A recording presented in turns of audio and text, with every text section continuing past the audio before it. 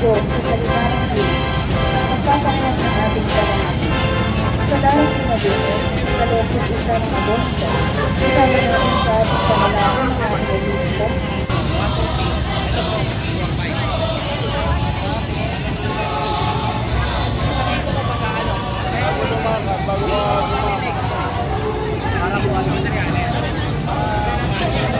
Ng kanonisasyon. Ang ika-4 na bahagi ay ang mga patron ng banal na orden ni San Agustin Na binubuo ng mga titulo ni San Jose, ng Niño Jesus at ng Mahal na Birhen. Mga titulo na pinipintuho at pinananalanginan ng mga Agustino.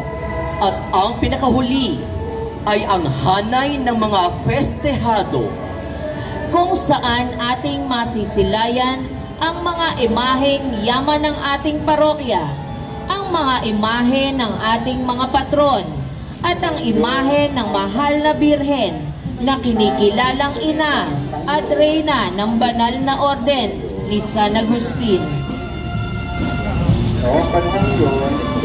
Atin na po ngayong salubungin ang mga imahen, karosa at mga deboto na bahagi ng ating maringal na prosisyong Agustino.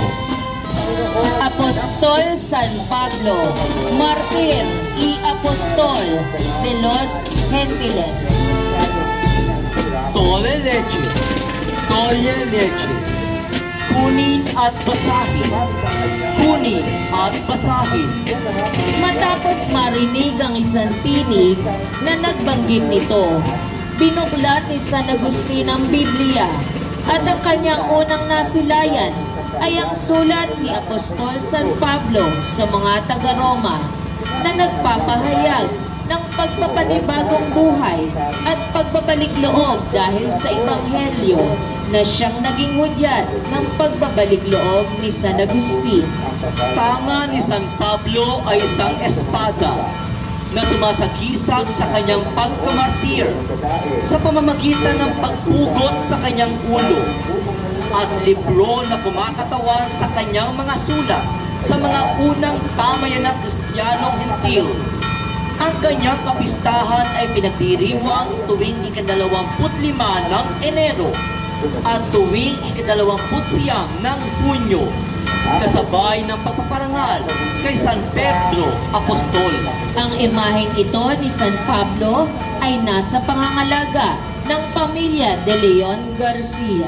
Apostol San Pablo, martir at apostol ng mga Hentil. Ipanalangin mo kami. San Antonio Abad, fundador del movimiento eremítico. Si San Antonio Abad ang unang nagtatag ng komunidad ng mga ermitanyo sa ilalim ng iisang pinuno o abad. Ito ang nagsilbing inspirasyon ni San Agustin sa pagbuo ng isang komunidad na ang pamumuhay ay nakabatay sa regula na kanyang isinulat. Ang regula o regustin, ang sinasabing isa sa pinakamatandang alituntunin ng buhay monastiko. Ipinagdiriwang ang kanyang kapistahan tuwing ika-17 ng Enero. Ang isa sa mga tanyag na pagkakakilanlan ni San Antonio Abad ay isang demonyo sa anyo ng isang baboy na sa kanya ay tumugso. Ang imahe nito ni San Antonio ay nasa pangangalaga ng pamilya Ignacio. San Antonio Abad, tagapagtatag ng mga komunidad ng mga eremitanyo ng simbahang Katolika. Ipanalangin mo kami. San Ambrosio de Milan, Obispo, Doctor de la Santa Iglesia, Teólogo y Orador. Si Ambrosio ang kasalukuyang obispo ng Milan. Noong si Agustin ay nagsimulang magbagong buhay at ang kanyang mga pangangaral at pakibaka sa mga tumutuligsa sa simbahan ang ilan sa mga dahilan kung bakit napukaw sa Kristyanismo si San Agustin at tuluyang nagpabinyag sa kanya upang maging ganap na Katoliko. Ayon sa tradisyon, noong siya ay sanggol pa lamang, Pinamugaran ng bubuyog ang kanyang mukha at nakita ng ama na ang kanyang dila pinapalot ng matamis na pulot. Dahil dito, inisip nito na maaring maging mahusay na orador ang kanyang anak na siya namang nangyari. Isa si San Ambrosio sa 4 na pangunahing pantas o doktor ng simbahan, tulad ni San Gregorio Magno, San Jeronimo at San Agustin. Ang kanyang kapistahan ay ipinagdiriwang ng simbahan tuwing ika-5 ng Disyembre. Ang imaheng ito ni San Ambrosio ay nasa pangangalaga ng pamilya Laya. San Ambrosio ng Milan, obispo, pantas ng simbahan, teologo at orador. Ipanalangin mo kami. Ang hanay ng mga beyatong Agustino. Noong babae, kung kayo'y nakinig, siya ay isang Candelario. Beato Anselmo Polanco Motecar. Tubong Espanya, sa edad na 16 na taon, noong 1897 ay napabilang si Anselmo sa mga Agustino at noong 1907 ay inordinahan siyang maging pari. Siya ay naging probinsyal ng Santissimo Nombre de Jesus na nakabase sa Pilipinas noong 1932. Sa kanyang pagmimisyon, hinimok niya ang mga kapwa Agustino na ipagpatuloy at pagbutihin ang evangelisasyon kanilang nasimulan. Dahil sa kanyang pangangaral at paninindigan, sa panahong nasa ilalim ng Gera Civil, ang Espanya, siya ay dinakip ng mga kalabang tumutuligsa sa Katolisismo noong 1938. At makalipas ng 1 taon noong Pebrero 1939, siya ay naging martir sa pamamagitan ng firing squad. Ang pista ni Beato Anselmo ay pinagdiriwang tuwing ika-7 ng Pebrero at ang imahe niya sa ating harapan ay nasa pangangalaga ng pamilya Lasco. Beato Anselmo Polanco Fontecha, obispo at martir. Ipanalangin mo kami. Beato Federico de Ratisbona, religyoso. Sa lungsod ng Ratisbon sa bansang Alemanya, ipinanganak si Beato Federico. Sumapi siya sa orden ng mga Agustino sa monasteryo ng San Nicolas at ginamit niya ang kanyang kakayahan sa pagkakarpintero upang mapaglingkuran ang kanyang kinabibilangang samahan. Dahil sa masithing debosyon sa Santissimo Sacramento, isa sa mga lehenda ukol kay Beato Federico ay nang minsan siya'y dinapuan ng malubhang sakit at hindi makakadalo sa banal na misa. Isang anghel ang nagpunta sa kanya upang bigyan ng banal na komunyon. Pumanaw siya noong ika-29 ng Nobyembre, 1329. Ang kanyang kapistahan ay tuwing ika-29 ng Nobyembre, araw ng kanyang kamatayan. Ang imaheng ito ni Beato Federico ay nasa pangangalaga ng pamilya Cuetia Trinidad. Beato Federico ng Ratisbona, religyoso. Ipanalangin mo kami. Beato Esteban Belesini Previstero. Si Luigi Giuseppe Belesini ay ipinanganak sa Italia noong 1774. Noong siya ay pumasok sa monasteryo ni San Marcos, ay sinimulan niyang gamitin ang pangalang Esteban. Dahil sa pagmamahal sa kabataan, binuksan niya ang kanyang tahanan upang maging paaralan ng mga mahihirap at siya rin ang inatasang maging direktor ng nobisyado. Ang mga huling sandali ng kanyang buhay ay kanyang ginugol sa dambana ng Birhen del Buen Consejo, titulo ng mahal na birhen na malapit sa kanyang puso.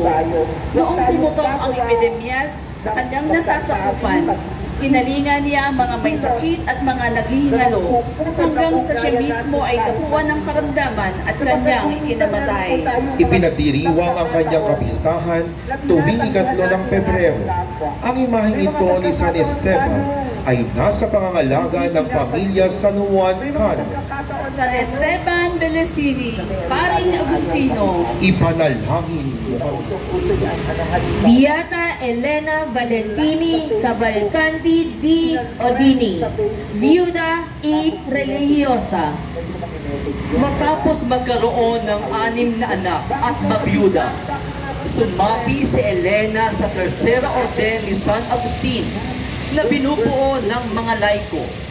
Kanyang ipinamahagi ang mga magagalang kasuotan, ari-arian, at yaman sa mga mahihirap at mga nangangailangan.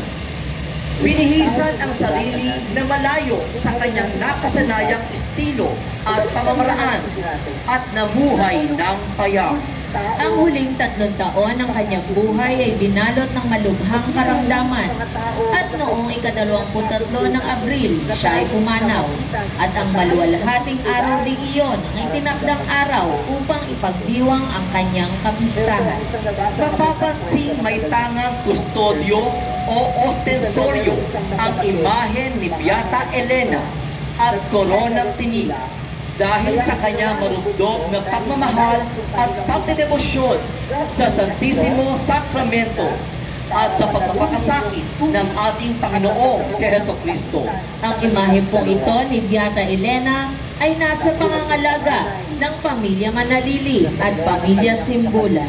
Beata Elena ng Udine, Biyuda at Religiosa. Ipanalangin mo kami. Beata Cristina Sicarelli de la Aquila, Virgen, Abadesa, Propetisia, y Visionaria. Bininyaghan sa pangalang Matia, siya ay pumasok sa monasteryo ng mga Agustino sa edad na 25 at noon na niya ginamit ang pangalang Cristina.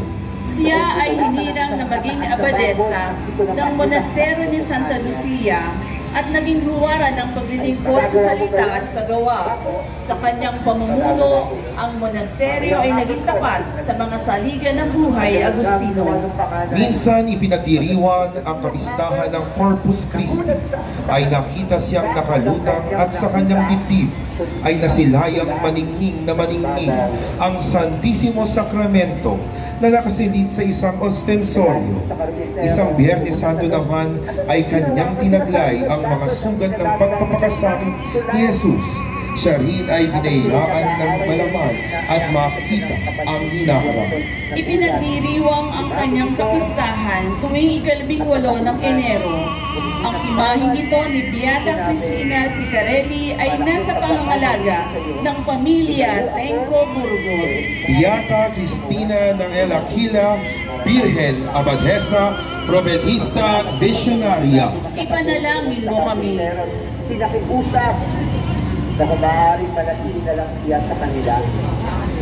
Pero sabi ng karpentero, marami na po akong Beato Juan Bufalari de Rieti, Religioso, Ermitanyo. Payak, mapagpakumbaba at masayahin. Ganito nila ko ilarawan ng batang si Juan Bufalari. Ngunit bata mang pumasok sa buhay religyoso, siya ay puspos ng pagmamahal at pag-aaruga sa mga nakatatandang miyembro ng orden. Dulot na rin ng pagiging inosente.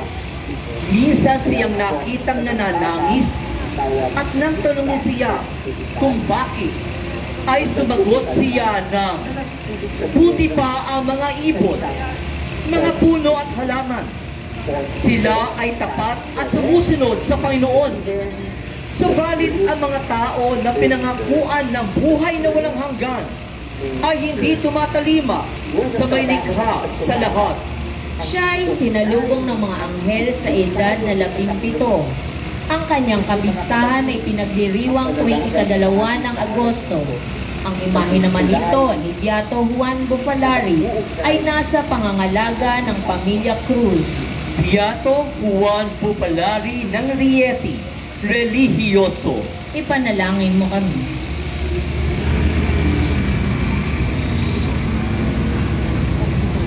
Beata Julia de la Rena del Saltaldo, Virgen Reclusa. Si Julia de la Rena ay ipinanganak sa Certaldo, Italia at maagang naulila. Siya ay tumungo sa Florencia upang maging kasambahay ng isang mayamang pamilya. Sa Florencia na rin siya pumasok sa Tercero Orden ng mga Agustino.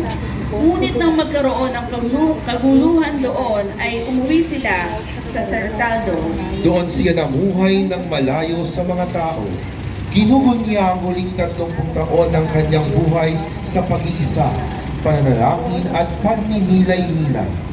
Ang kanyang mga banal na gawain ito ang naging dahilan upang siya ay maging tanyag sa Certaldo, na kahit siya ay nabubuhay pa, ay kinikilala na siyang banal na mga tao noon. Karga ng imahen ang isang bata na kanyang iligtas nang minsang magkaroon ng malaking sunog sa Certaldo. Ang kanyang kapistahan ay pinagdiriwang tuwing ikasiyam ng Enero. Ang imaheng ito ni Beata Julia ay nasa pangangalaga ng pamilya Maniaco Cruz. Beata Julia ng Certaldo, birheng namuhay malayo sa karamihan. Ipanalangin mo kami.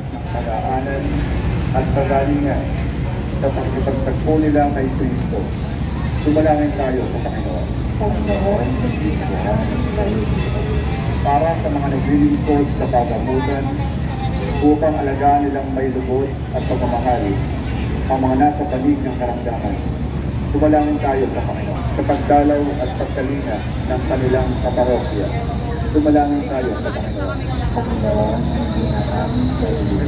Beata Cristiana de la Cruz, Virgen. Pagtanggap kay Kristo sa ating pagkatao ay magbunga ng kagalingan sa ating mga sugatang ugnayan. Oringa ang pangalang ibininyag kay Cristiana ng kanyang mga magulang na magsasaka. Napilitan siyang lumisan sa Santa Croce upang takasan ang sapilitang pagpapakasal sa kanya ng kanyang mga kapatid. Nagtungo siya sa Luca, kung saan niya inihandog ang sarili sa Panginoon. Sinimulan niyang gamitin ang pangalang Cristiana nung isama siya sa peregrinasyon sa Roma ng pamilyang kanyang pinagsisilbihan. Sa kanyang pagbabalik sa Santa Croce, ay itinatag niya ang isang relihiyosong komunidad para sa mga kababaihan na nakabatay sa regula ni San Agustin.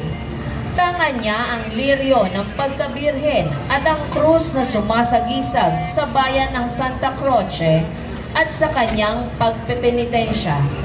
Ang hawak niyang kaldero ay pagpapaalala ng kanyang isinalba ang kanyang bayan sa matinding pagkagutom sa pamamagitan ng kanyang mga tanim na habas o beans. Ipinagdiriwang ang kanyang kapistahan tuwing ika-4 ng Enero. Ang imahen ito ni Beata Cristiana ay nasa pangalaga ng pamilya Mercado Santos. Beata Cristiana ng Santa Cruz, Birhen. Ipanalangin mo kami.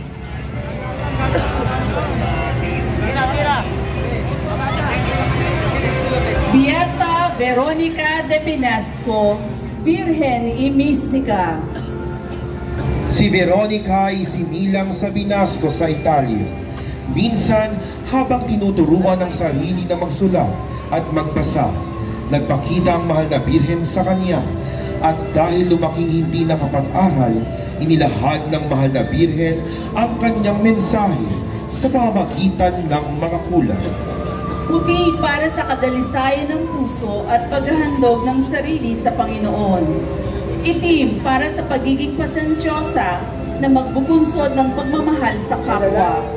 At pula para sa pagninilay-nilay sa pasyon ni Jesus na magdudulot ng marugdog na pagmamahal sa Panginoon. Pumasok siya sa Tercera Orden ng mga Agustino sa edad na 22 at ginugol ang buhay sa pananimbihan sa kapwa, lalo na sa mga mahirap at kapuspanan. Tangan ng imahe ng isang maliit na sanga ng punong olibo na sumasagisag sa kadalisayan ng puri at puso. Tulad ng isang liryo, ang kapistahan ni Beata Veronica ay ipinagdiriwang tuwing 13 ng Enero. Ang imaheng pong ito ni Beata Veronica ay nasa pangangalaga ng pamilya Gonzales Esteban. Beata Veronica ng Binasco, Virgen at Mistika. Araw, ang pagpili ng kakulan, sa mamumulong sa tao ng iyong kawamin, na matapang at iwalaan San Ezequiel Moreno, ikaw ngayon, pinagtitipuran, sa pagganap sa kananagutan ng iyong pinagtitiwalaan, sa pagkakita ng anak mong mahal. Kaya, kayo ng mga anghel, San Alonso de Orozco, musiko, predikador, escritor, mistiko. Si Alonso ay nag-aral ng musika at sumali sa koro sa kanilang simbahan nung siya ay bata pa. Sa ikalawang dekada ng kanyang buhay, siya ay naging bahagi ng Orden ni San Agustin sa ilalim ng pamamatnubay ni Santo Tomas ng Villanueva. Kahit na siya ay nakabilad sa kasikatan at karangyaan ng buhay bilang isang prior ng kumbento at predikador ng imperyo ni Haring Carlos Ikalima, pinili niya ang isang payak na pamumuhay. Isang kahoy na krus ang laging dala ni San Alonso noong siya ay nabubuhay pa. Mapapansin din ang isang aklat na sumasagisag sa hindi mabilang na akdang kanyang isinulat upang humikayat ng mga nagnanais mapabilang sa Orden ni San Agustin. Ang kanyang kapistahan ay ipinagdiriwang tuwing 19 ng Setyembre, araw ng kanyang kamatayan. Ang imaheng ito ni San Alonso ay nasa pangalaga ng pamilya Hernandez Manuel. San Alonso ng Orozco, musiko, predikador at mistikong manunulat. Ipanalangin mo kami. sa laban ng kanya, San Ezequiel Moreno E. Diaz, Agustino Recoleto, Misionero, Obispo de Pinara y Pasto, Patron de los Agustinos Recoletos en las Filipinas. Dumating si Ezequiel dito sa Maynila noong 1870 bilang isang Agustinong Recoleto misyonero at dito na rin siya inordinahang maging pari noong 1871. Sa 15 taong pamamalagi sa Pilipinas, naging matatasiya sa Filipino at nakapaglingkod sa mga lalawigan ng Iloilo, Mindoro, Palawan, Batangas at Cavite. Siya ay inordinahang maging obispos ng Pinara at ng Pasto ng bansang Colombia noong 1893. Taong 1906, nang mapag-alamang siya ay may sakit na cancer, nagadang kumitil sa kanyang mabungang buhay noong 19 ng Agosto, araw ng kanyang kapistahan. Ang kanyang imaheng ito ni San Ezequiel ay nasa pangangalaga ng pamilya Peralta Santos. San Ezequiel Moreno Diaz, Agustinong Recoleto, misyonero, obispo ng Pinara at Pasto, patron ng mga may sakit na kanser, patron ng mga Agustinong Recoleto sa Pilipinas. Ipanalangin mo kami. Santa Magdalena de Nagasaki, Agustina Recoleta, Virgen y Martir, patrona de la Tercera Orden de los Agustinos Recoletos. Sa pagdaong ng mga misyonerong Agustinong Recoleto sa bansang Hapon, sa panahon ng pag-uusig, si Santa Magdalena ay naging instrumento ng pagpapalaganap ng Kristyanismo. Siya ay naging tagapagsalin ng wikang Nihongo para sa mga katekistang Espanyol. Tumulong din siya sa mga Dominikano sa kanilang paghahayag ng mabuting balita. Suot ang abito ng mga Agustinong Recoleto. Siya ay nagpahayag ng pananampalatayang Kristyano at isinuko ang sarili upang hindi matuon sa mga kasama ang pansin ng otoridad. Siya ay pinahirapan at ibinitin ng patiwari kasama ni San Lorenzo Ruiz hanggang sa mamatay. Mapapansin ang hawak niyang dahon ng palmera na sumasagisag sa kanyang pagkamartir at isang buslo na sisidlan ng mga gamit ng isang katekista. Ipinagdiriwang ang kanyang kapistahan tuwing ika-20 ng Oktubre. Ang imaheng ito ni Santa Magdalena ay nasa pangangalaga ng pamilya Espiritu. Santa Magdalena ng Nagasaki, Birhen, Martir, at patrona ng Tercera Orden ng mga Agustinong Recoleto. Ipanalangin mo kami. Saint John Stone of Canterbury, priest and martyr. Si John Stone ay sinadya ng mga tagapayo ni King Henry VIII upang piliting sumang-ayon sa diborsyong inihahain ng hari sa asawang si Queen Catherine dahil hindi siya mabigyan ng anak na tagapagmana. Ito ay mariing tinidula ni John Stone. Dahil dito, ipinasa ng hari ang Act of Supremacy of 1534 na nagsasaad na siya lamang ang magiging kataas-taasang pinuno ng simbahan ng Inglaterra at hindi ang Santo Papa sa Roma. Dahil sa patuloy ng pagsulungat ni John Stone sa mga nais ng hari, siya ay ipinahuli, ikinulong, ipinakaladkad, ipinipin at saka pinubutan ng ulo. Kaya mapapansing tangan niya ang palmera ng pagkamartir at ang tanikala ng pagkakapiin. Ang kanyang kapistahan ay pinagdiriwang tuwing ika-25 ng Oktubre. Ang imaheng ito ni San Juan Stone ay nasa pangangalaga ng pamilya Navoa at pamilya Cruz. San Juan Stone ng Canterbury, pari at martir. Ipanalangin mo kami.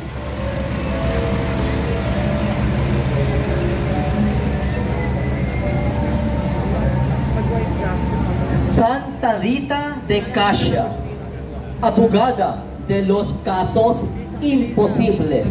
Sa pagkamatay ng kanyang asawa at dalawa niyang anak, itinuloy ni Rita ang kanyang naudlot na hangaring maging isang Agustina. Dahil sa kanyang matiyagang pakikiusap sa mga madre ng monasterya upang siya ay tanggapin, hinainan siya ng mga ito ng kondisyon na kung mawawakasan niya ang alitan ng dalawang maimpluwensyang angkan sa Casia, kung saan siya ay miyembro ng isa sa mga sangkot na pamilya. Siya ay mapahihintulutang makapasok sa monasteryo at sa edad na 36, ito ay kanyang napagtagumpayan. Sinasabing noong siya ay 60 taong gulang, habang nagninilay sa harap ng isang krusipiho, isang maliit na sugat ang lumabas sa kanyang noo na tila gawa ng isang tinig. Ang istigmata na ito ay kanyang tinaglay sa loob ng 15 taon. Ating ipinagdiriwang ang kapistahan ni Santa Rita tuwing ika-22 ng Mayo. Ang imaheng ito ay nasa pangalaga ng pamilya Faustino. Santa Rita, patrona ng mga hindi mangyari. Ipanalangin mo kami.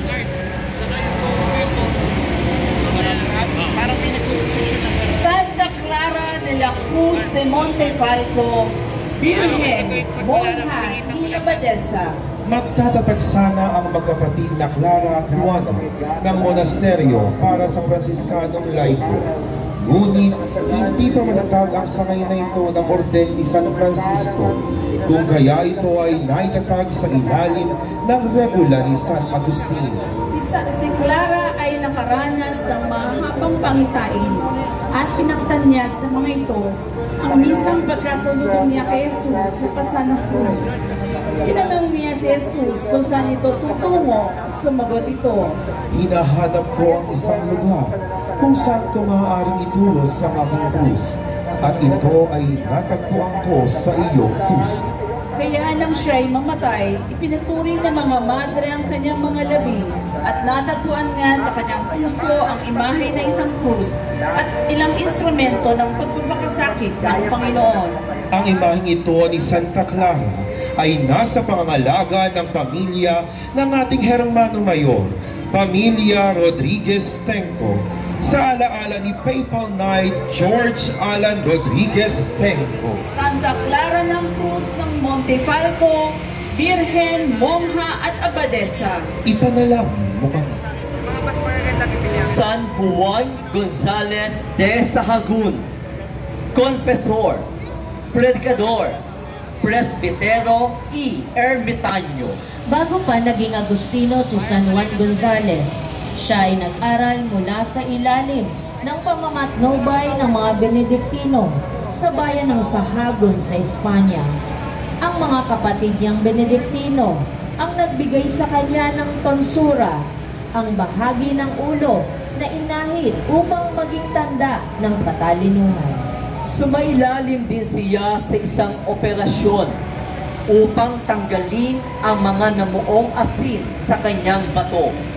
At ipinangako niya sa Panginoon na kung malalampasan niya ang pagsubok na iyon, siya ay papasok sa buhay relihiyoso. Kung kaya, siya ay napabilang sa mga ermitanyo ni San Agustin. Siya ay malimit na magnilay sa harap ng Santissimo Sacramento. Madalas niya itong makita na nagliliwanag sa oras ng misa. Kaya ito rin ang naging pagkakakilanlan niya, isang kalis na may os siyang nababalot ng kaningningan. Ang imaheng ito ni San Juan Gonzalez ay nasa pangalaga ng pamilya Clarin. San Juan Gonzalez ng Sahagun, Confesor, Predicador, Pari at Ermitanyo. Ipanalangin mo kami. Santo Tomas de Villanueva, Padre de los Pobres, Arzobispo de Valencia. Nag-aral si Tomas Martinez Garcia sa bayan ng Villanueva de los Infantes sa bansang Espanya. Pumasok siya sa komunidad ng mga Agustino at naordinahang maging pari sa edad na 30 dahil sa talas ng kanyang mga humilya laban sa imoralidad at marangyang pamumuhay. Pati mga kapwa niya obispo ay kanyang nakagalit. Kaya naman naglunsad siya ng isang sinodo na naglayo magkaroon ng reforma sa moralidad ng mga kapwa niya pa. Sa tindi ng kanyang pagmamalasakit sa kanyang mga kapwa nangangailangan, nakapagbukas siya ng pamantasan, bahay ampunan, at muling ipinatayo ang ospital ng Valencia at tinupok ng apoy gamit ang sariling salapi. Makikita siyang may dalang buslo ng salapi o kaya ay barya na iniaabot sa isang kapuspalan. Ang araw ng kanyang kapistahan ay tuwing ika-22 ng Setyembre. Ang imahe namang ito ni Santo Tomas ay nasa pangangalaga ng pamilya Cunanan Cruz. Santo Tomas ng Villanueva, ama ng mga Maralita, Arsobispo ng Valencia. Ipanalangin mo kami. At ang pinakaunang Agustino na dumaan sa proseso ng kanonisasyon ay si San Nicolas de Tolentino, Confesor, Presbitero, Mistiko, Patrono de las Almas del Purgatorio. Isang araw makatapos mag-ayuno, si Nicolas ay nakaranas ng pangitain mula sa mahal na Birhen at kay San Agustin na nagsabing kumain ng tinapay na may krus na isinausaw sa tubig upang lumakas. Dali-dali niya iyong ginawa at agad nga siyang lumakas. Kanya rin itong ipinamahagi at nagbiling samahan ng panalangin sa mahal na Birhen ang pagkain nito upang gumaling sa mga nararamdaman. Madalas din sa kanyang ipakita ang purgatorio upang maipagdasal niya ang mga naroroon. Ang liryo na kanyang hawak at araw sa kanyang dibdib ay sumasagisag sa kanilingang tinaglay.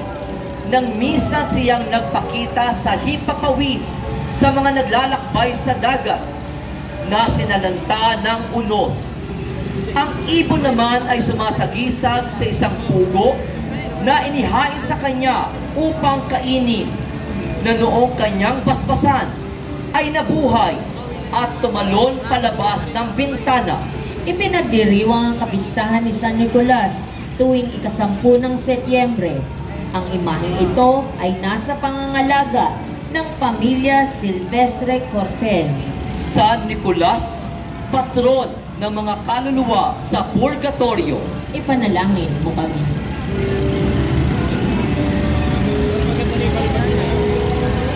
Ang mga pre-congregation saints o ang mga Agustinong hinirang na maging santo bago pa nagkaroon ng formal na proseso ng kanonisasyon ay pinangungunahan ni San Guillermo Ermitanio. Si Guillermo ay pinanganak sa Pransya at nabuhay sa kasalanan. Sa kanyang pagbabagong buhay, siya ay nagpereglasyon sa banal na lupain ng Jerusalem bilang pagtitika at pagsisisi sa kanyang mga kasalanan. Tinungo niya ang maladisyertong lambak ng Maleval sa Grosseto upang doon manirahan, manalangin at magtika hanggang sa huli niyang hininga. Binuo naman ng kanyang mga alagad ang isang sangay ng mga Agustino sa kanyang karangalan, ang ermita ni San Guillermo. Makikitang tanga ng imahe ni San Guillermo ang krus ng pagninilay at latigo ng pagtitika. Kadalasang suot ng imahe ang kanyang balabal sa ulo bilang pagkukubli ng kanyang pagkatao. Alinsunod na rin sa mga prinsipyong batayan ng pagiging ermitan. Ipinagdiriwang naman ang kanyang kapistahan tuwing ika-10 ng Pebrero. Ang imaheng ito ni San Guillermo ay nasa pangangalaga ng pamilya Kapingaw at pamilya de Guzman. San Guillermo ng Maleval, monghe at ermitan. Ipanalangin mo kami.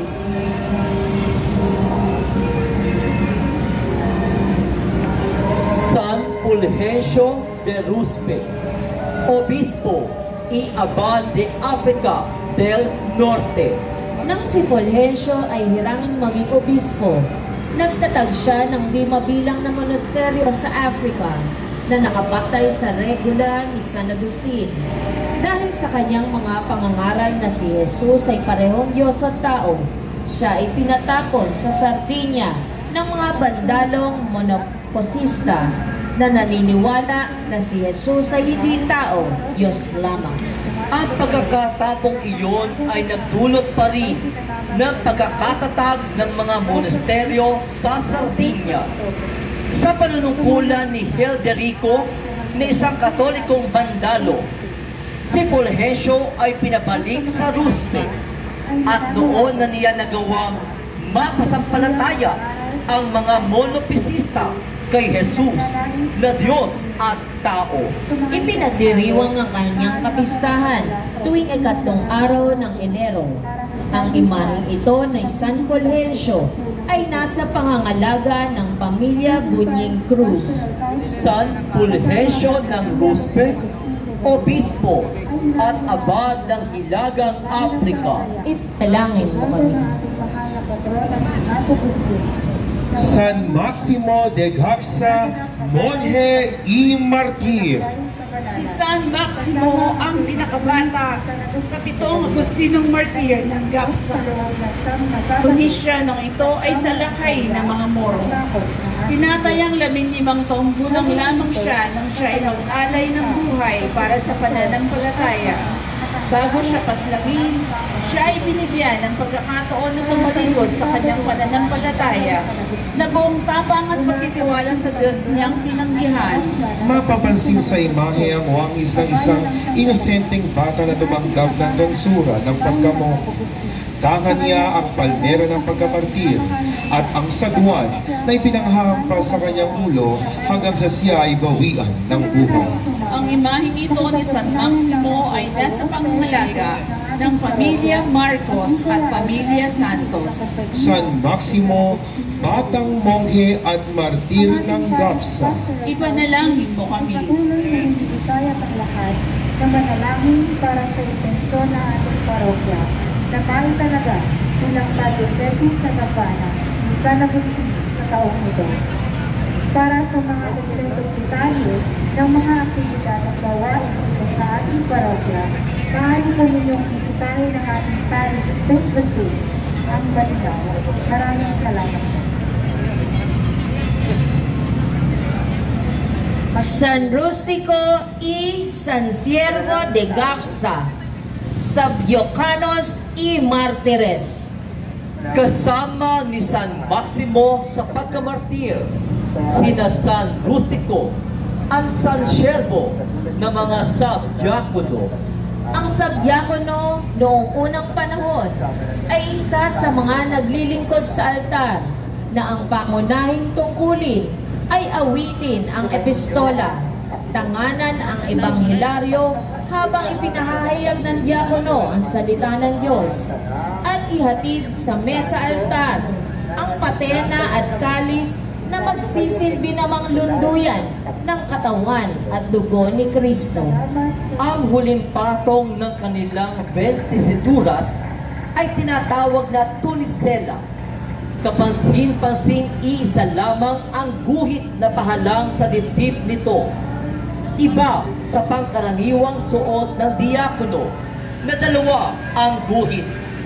Ito ay upang makilala na ang may suot nito ay isang sabdiakono. Ang kulay na pula at ang tangan nilang palmera ay sumasagisag sa kanilang pag-aalay ng buhay para sa pananampalatayang Kristiyano sa baybayin ng Gafsa sa Tunisia. Ang mga imahe ni San Rustico at San Siervo na nagdiriwang ng kapistahan tuwing ika-26 ng Agosto ay nasa pangalaga ng pamilya imperial San Agustin at Santos. San Rustico at San Siervo, mga sabdiakano at martir. Ipanalangin ninyo kami.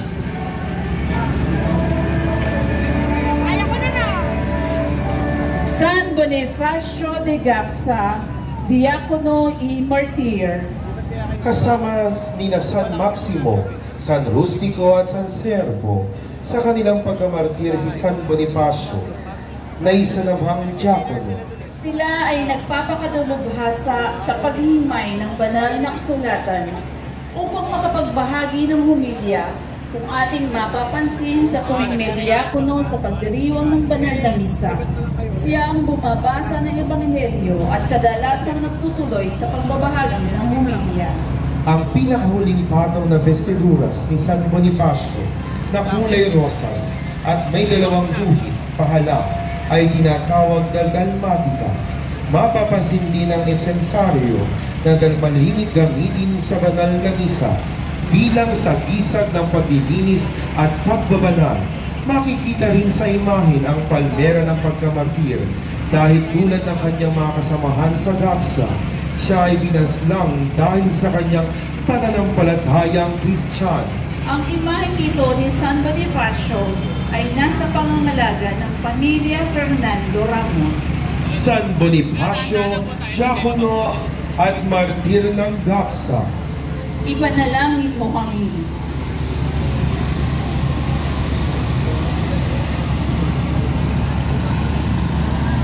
San Liberato de Gafsa, abad y martir. Si San Liberato ang punong monghe ng 7 Agustinong martir na pinaslang sa Gafsa noong magkaroon ng dekreto ang bandalong hari na si Honerico na ipasara lahat ng mga monasteryo kung saan sila ay hindi nakaligtas. Ang mga monghe ay ikinulong at di naglaon ay ipinag-utos na paslangin dahil ayaw nilang talikuran ang ating Panginoon. Ilang ulit tinangkang sunugin ang bangkang naglululan sa kanila, ngunit ito ay hindi masunog-sunog. Ipinasya ng hari na sila ay ibalik sa dalampasigan upang doon paghahampasin ng sagwan sa ulo hanggang sa mamatay. Ang kanilang mga labi ay tinapon sa dagat, na siya namang inihaon ng kanilang mga kasamahang hindi nadakip upang mabigyan ng isang marangal na libing. Tangan ng imahe ang isang bangka na kumakatawan sa dapat sana ay paraan ng kanilang pagkamartir. Ang pagsunog sa kanila ay buhay sa laot. Ang kapistahan ng 7 martir ng Gafsa ay ating ipinagdiriwang sa araw na ito, ika-26 ng Agosto. Ang imaheng ito ni San Liberato ay nasa pangalaga ng pamilya Flores Yabut. San Liberato ng Gapsa, Abad at Martir. Ipanalangin mo kami. San Prosidio de Calama, Obispo, Disipulo, Kompanyero, Ibiografo de San Agustin. Si Prosidio ang siyang unang sumulat ng talambuhay ni San Agustin, kung saan niya itinala ang halos 4 na dekada niyang pagkakaibigan. Kasama si San Alipio, isa siya sa mga unang naging bahagi ng unang komunidad na itinatag ni San Agustin. Nakasama niya si San Agustin at Alipio sa Konseho ng Cartago o sa Sinodo ng Cartago upang formal na makipagtalakayan sa mga Donanista, isang sekta ng Kristyanismo na naniniwalang simbahan ay dapat pinanumunuan lamang ng mga taong banal at hindi nagkakasala, ngunit hindi pinaunlakhan ng kanilang pinuno ang paanyaya. Nang lusubi ng mga bandalo ang Calama, kung saan si Prosidio ay hinirang na obispo, siya ay pinatapon palabas ng bayan. Sa pagkakapatapong iyon, niya sinimulang isulat ang talambuhay ng kanyang matalik na kaibigan na si San Agustin. Pinagdiriwang ang kanyang kapistahan kasabay ng kapistahan ni San Alipio tuwing ika-16 ng Mayo. Ang imaheng ito ni San Prosidio ay nasa pangalaga ng pamilya Whiting. San Prosidio ng Calama, obispo, disipulo, matalik na kaibigan at autor ng talambuhay ni San Agustin. Ipanalangin mo kami. San Alipio ng Tagaste, obispo, disipulo y kompanyero de San Agustin. Si Alipio ay naging estudyante ni Agustin sa Cartago. Pinaglaon, kinilala ni Agustin si Alipio bilang kanyang kapatid sa damdamin dahil pareho at sabay nilang ginawa ang kanilang mga pagkakamali sa buhay at sabay din bininyagan ni Ambrosio noong taong 387. Siya ay kasama sa Sinodo ng Cartago upang makipagtalakayan sa mga Donatista. Lagi niyang bitbit sa Italia ang mga akda ni San Agustin na tumutuligsa sa mga pag-uusig ng mga Pelagio sa pagnanais na maibahagi ang mga ito kay Papa Bonifacio. Naging bahagi rin siya ng Sinodo ng Milan kung saan siya ang sumulat ng ulat para kay Papa Inocencio.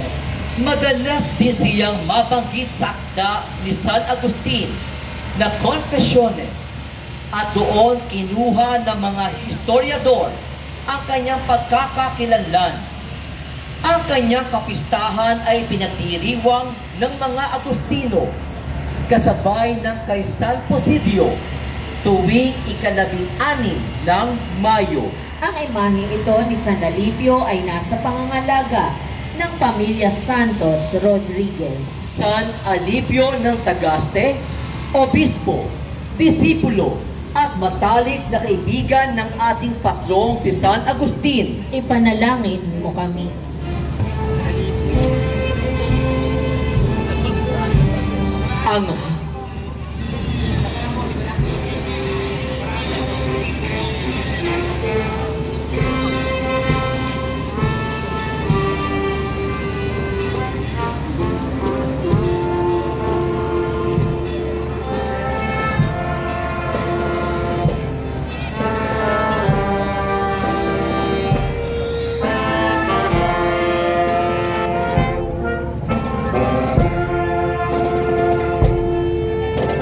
Ang hanay ng mga pintakasi ng banal na orden ni San Agustin. Señor San Jose, protector de la Orden de San Agustin y de la Orden de los Agustinos Recoletos. Ang pagkaparangal kay San Jose tuwing 19 ng Marso ay nagsimula pa noong ika-10 siglo at dahil ang dakilang kabistahang ito ay kadalasang nakapaloob sa mga pagdiriwang tuwing Kwaresma. Pinahihintulutan ng Bentikano ang mga Recoleto. Nailipat ang pagdiriwang sa ikatlong linggo ng muling pagkabuhay na naging ugat naman ng paghirang ng mga Agustinong Recoleto kay San Jose bilang tagapagtanggol ng kanilang orden. Taong 1772, nang sinimulang parangalan si San Jose bilang protektor ng Orden ni San Agustin. Taong 1870, nang si San Jose naman ay hirangin bilang patron ng pandaigdigang simbahan ni Papa Pio IX. Ilan pa sa mga titulo ni San Jose ay bilang modelo ng mga ama, protektor ng mga pamilya, huwaran ng mga manggagawa, at patron ng mabuti at masyang kamatayan. Ang imaheng ito ng Patriarka San Jose ay nasa pangangalaga ng Pamilya Alcaraz at Pamilya Roberto. Senyor San Jose, tagapagtanggol ng Orden ni San Agustin at ng mga Agustinong Recoleto, Ipanalangin mo kami. Señor Santo Niño Jesus de Cebu, patron de la provincia Agustiniana de Cebu. Ang orihinal na imahe ng Santo Niño de Cebu ay handog ni Fernando de Magallanes kay Raha Humabon sa kanyang binyag noong 1521. Nung dumaong si Miguel Lopez de Legazpi sa Cebu noong 1565, kasama ang mga Agustino, sinubukan niya muling hikayatin sa pananampalatayang Kristiyano ang mga naroroon. Ngunit ang mapayapang pakikipag-ugnayan ay hindi na isa katuparan kung kaya napilitan siyang buksain ang lugar. Sa mga labi ng panununog, natagpuan ng isa sa kanyang mga kasama ang imahe ng ninyo na nakasilid sa isang kahon. Sa mismong lugar na iyon ay nagtayo sila ng isang simbahan na atin ngayong kinikilala bilang pinakamatandang parokya sa Pilipinas, ang Basilika ng Santo Niño de Cebu. Taong 1575 nang itatag ang Provincia Agustiniana de Filipinas na nakabase pa rin sa Espanya. Nito lamang 1983 nang maitatag ang bagong Provincia Agustiniana de Cebu, isang sangay para sa buong Pilipinas, sa karangalan ng Santo Niño de Cebu na noon pa mang una ay mga Agustino na ang siyang nangangasiwa sa imahe. Ipinagdiriwang ang kapistahan ng Santo Niño de Cebu tuwing ikatlong linggo ng Enero. Ang imahe ng Santo Niño ay nasa pangalaga ng pamilya Ortiz Clarin. Kamamahal naming Santo Niño Jesus de Cebu, patron ng mga Agustino sa Pilipinas, Maawa ka sa amin. Nuestra Señora de la Salud, devoción particular de la Orden de los Agustinos Recoletos. Noong mga panahong buhay pa ang matandang Intromos, isa sa pinakatanyag na pagdedebosyon sa titulo ng Mahal na Birhen ay sa imaheng pinararangalan sa simbahan ni San Nicolas na tinatawag na Maitim na Birhen o ang Birhen de la Salud na dinala ng mga misyonerong Agustinong Recoleto sa Pilipinas noong 1623. Tanyag ito dahil sa mga himalang nakatahi sa kanyang kasaysayan. Mga himalang patungkol sa mabuting paglalayag, maluwalhating pagsisilang ng sanggol at pagpapagaling sa karamdaman.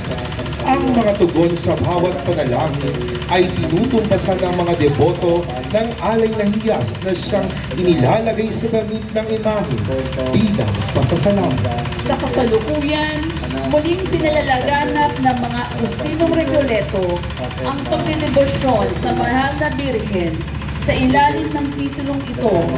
Mula sa unang linggo ng Pebrero, inilipat ang pagdiriwang ng kapistahan ng Mahal na Birhen sa ika-17 ng Nobyembre. Ang imaheng ito ng Mahal na Birhen ng Kalusugan ay nasa pangangalaga ng pamilya Gutierrez, Ignacio at Taruk Nuestra Señora de la Salud, pinipintuho ng mga Agustino Recoletos sa Pilipinas. Ipanalangin mo kami. Nuestra Señora de la Regla, patrona personal de San Agustin. Ayon sa matandang tradisyon, ang pinakaunang imahe ng Virgen de la Regla ay inukit ni San Agustin noong sinusulat niya ang Regulas, Regla, Rule of Life o alituntunin ng kanyang orden. Inilikas ng mga monghe ang imahe ng Birhen sa Espanya upang iligtas sa mga bandalo na lumusob sa Africa noong 433. Doon ay tila nalimot ang Birhen hanggang sa ito ay magpakita sa panaginip at itinuro ang kanyang kinaroroonan sa loob ng isang kahon, sa ilalim ng isang puno. Sa lugar na iyon, sa Chipiona, ay itinayo ang simbahan sa karangalan ng mahal na Birhen de la Regla. Nang dumaong dito sa bansa si Padre Francisco Abalie, isang Agustinong monghe na naglagi sa Chipiona, dala niya ang pagdedebosyon sa Virgen de la Regla at ang mga naninirahan sa Opon sa Cebu ang unang nakatunghay ng biyaya na pamimintuho sa Birhen. Bilang pagkilala sa mga himalang naitala dahil sa pagdedebosyon sa imahe dito sa Pilipinas, ginawaran ito ng Santo Papa Pio ika-12 ng Pontifical Coronation noong ika-27 ng Nobyembre 1954. Ang imaheng ito ng mahal na Birhen na nadiriwang ng kapistahan tuwing 21 ng Nobyembre ay nasa pangalaga ng pamilya de Leon. Nuestra Señora de la Regla, personal na patrona ni San Agustin. Ipanalangin mo kami. Los Festejados, ang mga pinararangalan at ipinagpipistang patrol ng banal na orden ni San Agustin. Santa Monica de Tagaste, la Madre de San Agustin, espejo de esposas, modelo de madres, consuelo de viudas. Ay kakasal kay Sita Hayna, Tigabadya, Bukawi, Bulacan, anak ng Emilio Hayna, Asociación Mantila. Kung sino man po ang mayroong kinalaman o hagdan sa mga nakakapdan na Santa Monica de Tagaste, la Madre de San Agustin, espejo de esposas, modelo de madres, consuelo de viudas. Asawa ng isang pagano na ina ng 3 anak si Santa Monica. Siya ay dumanas ng matinding hirap sa pagiging pariwara ng kanyang anak na si Agustin sa kabataan nito. Sa loob ng 17 taong pagtitiis, pananangis at pananalangin gabi't araw, kanyang ikinagalak ang pagbabalik loob ng kanyang anak sa pananampalataya. Matapos pinyaghan si San Agustin sa Milan, sila ay naglakbay pabalik ng Africa. Ngunit siya ay nabutan ng kamatayan sa Ostia. Ang kanyang mga huling kataga ay, Anak, wala na akong hinahangad pa sa mundong ito. Ang hiling ko lamang sa Diyos noon ay ang makita ka bilang isang Katoliko bago ako mamatay. Ang aking Diyos ay lubos itong ipinagkaloob sa akin upang ikaw ay makita kong talikdan ang kamunduhan at maging isa sa kanyang mga lingkod. Ano pa ang ginagawa ko dito? ang antigong imaheng ito ni Santa Monica ay nasa pangangalaga ng parokya ni San Agustin at ng pamilya ng ating Hermana Mayor, Ginang Amelita Rodriguez Tenco. Santa Monica, ina ni San Agustin, salamin ng mga asawa, huwara ng mga ina, aliw ng mga biyuda. Ipanalangin mo kami. Sama na ang sabihin ng pagkakas ng pamilya, ang mga kapatid na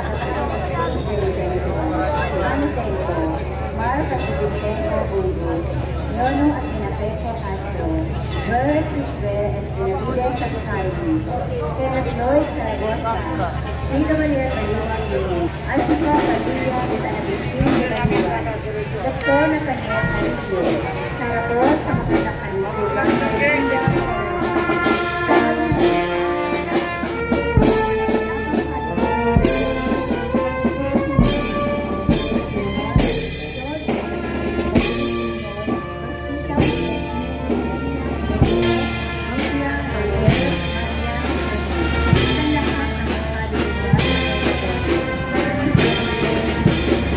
San Agustin de Hipona, Padre y Doctor de la Santa Iglesia, Doctor de la Gracia, Obispo, Gran Escritor y Teólogo, Patron de Baliwag. Makatapos niyang magbalik loob, si San Agustin ay naging obispo ng Hipona. Marami siyang naisulat na siyang nagpayabong sa filosofiya at teolohiya ng kanyang panahon. Isa dito ay ang doktrina patungkol sa salang orihinal o sa grasya ng Diyos. Kanyang idiniin na kinakailangan natin ang mabinyagan at kinakailangan natin ang mga grasya at biyaya ng Diyos upang tayo ay maligtas. Hindi mabilang ng mga panalangin ang pinaniniwalaang sinagot ng ating Panginoon sa pamamagitan ng pagdedebosyon sa patrong San Agustin. Ayon sa mga matatanda, noong ang mga kabukiran ng Baliwag ay sakop pa ng ating parokya, sa tuwing ang mga magsasaka ay mangangailangan ng tubig, hinihiling nila sa kura paroko na ilabas ng simbahan ang imahe ng ating patron. Kanilang hinihiling na ito ay mailabas upang sila ay mabiyayaan ng ulan sa tuwing ang init ng araw ay nakasasalanta na sa kanilang mga pananim. At sa tuwing ito ay lalabas ng simbahan, alam ng mga magsasaka na sila ay diringgin ng Panginoon at bibiyayaan ng ulan, gaano pa man katindi ang init at sikat ng araw. Kung kaya sa tuwing lalabas ang imahe ng patrong San Agustin, ay inaasahan na ang pag-ulan. Ang matandang imaheng ito ng ating patrong San Agustin ay nasa pangalaga ng ating parokya at ng pamilya ng ating Hermana Mayor, Ginang Amelita Rodriguez Tenco. San Agustin, Pintakhasi, tagapangalaga at tagapagtanggol ng lungsod ng Baliwag. Ipanalangin mo kami. Sa punto pong ito, ang lahat ay muling inaanilahan upang makaisa sa pagdarasa. Aba, Ginoong Maria, napupuno ka ng grasya. Ang Panginoong Diyos ay sumasa iyo. Bukod kang pinagpala sa babaeng lahat, at pinagpala naman ang iyong anak na si Jesus. Santa Maria, Ina ng Diyos, ipanalangin mo kaming makasalanan, ngayon at kung kami mamamatay. Amen. Nuestra Señora de la Consolación y Correa, patrona, reina y madre de la Orden de San Agustin. Si Monica ay tunay nag-aalala sa kanyang anak na si Agustin, na napapalagmok sa mga di kanais-nais na mga gawain. Walang katapusang panalangin ang inialay ni Monica para sa kanyang anak. At ayon sa tradisyong Agustino, ang mahal na birhen ang nagpakita sa kanya. Sa pakikiramay o konsolasyon ng birhen sa mga dinadalang hirap ng kapwa niya ina, ibinigay niya ang kanyang sintas, sinturon o koreya kay Monica at pinasuot ito sa kanya bilang tanda ng kanyang di magmamaliw na presensya. Sinabi rin ng birhen na ito ang tanda ng pagwawakas ng kanyang pagtitiis at hudyat ng pagbabalik loob ng kanyang anak na si Agustin. Isinuot ito ni Santa Monica at noong nagbabagong buhay ang anak na si Agustin, ay siya nito ibinigay sa kanya bilang tanda ng pagkakandili at pagsasanggalang ng mahal na birhen. Sa pagtatalaga ni San Agustin ng Ordeng Agustino, bahagi ng kanilang abito ang Korea, tanda ng pangako ng mahal na ina at ng paalala ng pagiging malinis ng kaluluwa at katawan. Ang taguring ito ng mahal na birhen ay ipinagpipista tuwing ika-4 ng Setyembre. Samantalang ang imahen ay nasa pangalaga ng parokya ng San Agustin at ng Cofradia de la Santa Corea. Ang reka madera ng imahen ay ang nanunungkulang Hermana Mayor, Ginang Amelita Rodriguez Tenco at pamilya. Nuestra Señora de la Consolación y Corea, patrona, reyna at ina ng Orden ni San Agustin, Ipanalangin mo kami. Ang pangwakas, ating pong dasalin sabay-sabay. Luwalhati sa Ama, sa Anak, at sa Espiritu Santo. Kapara nung unang-una, ngayon magpakilanman, magpasawalang hanggan. Amen. Ang Baliwag Agustinian Procession ay isa sa mga legasya ng Comité de Festejos 2014 to 2020, muna ni Papal Knight George Alan R. Tenco, KSGG, at pinahintulutang idaos ni Reverendo Monseñor Andres S. Valera, HP, SLL.